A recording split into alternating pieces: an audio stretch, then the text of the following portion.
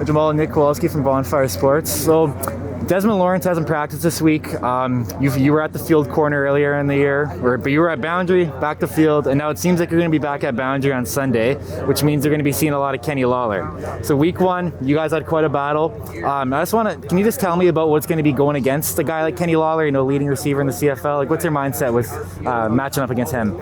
I'm looking forward to the matchup. He makes a lot of plays. Obviously, he's one of the best receivers in the league, and so it's going to be a great matchup. It's going to be fun. I'm looking forward to it. I want to ask you too, so like I mentioned earlier, you were at the boundary to start the year, flipped to the field, and now it seems like you are going to be going back to the boundary, and you've done that too when there's been injuries in the secondary. So how do you handle playing on different sides of the field? Because it's a totally different position, right?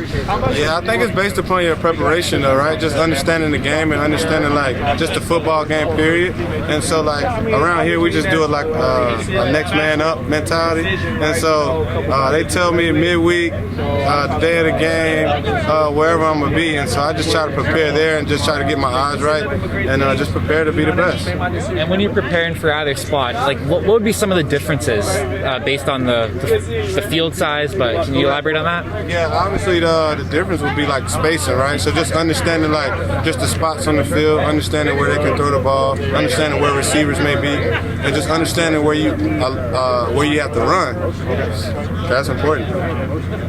And then obviously you guys are at home this week. Is there any advantage to that, or what comes with that?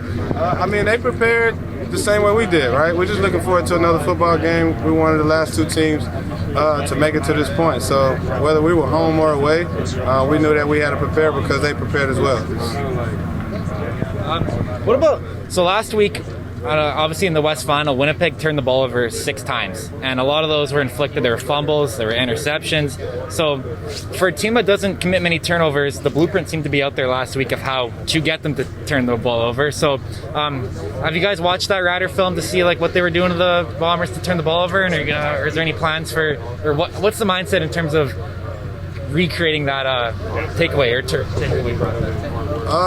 Last week they turned the ball over a lot, right? But obviously they still won. So it's kind of like any given Sunday type mentality where you just gotta play the game to the end and just when they do turn the ball over, you try to capitalize on it because obviously when you win the turnover battle, most games are won.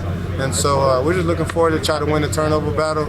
We're not really focused on what they did last week in the turnover ratio, and so we're just looking forward to the turnover competition here. The bread and butter, I want to ask about the run game for Winnipeg too. The bread and butter of Winnipeg's offense is typically their run game. Andrew Harris is back. They have a very dominant O-line. So how do you play into that? Is there going to be, especially if you're on the boundary, is there going to be more of a run-stopping role for you think? I mean, their offense is complete, right? They have weapons on the outside and the inside, plus a good O-line.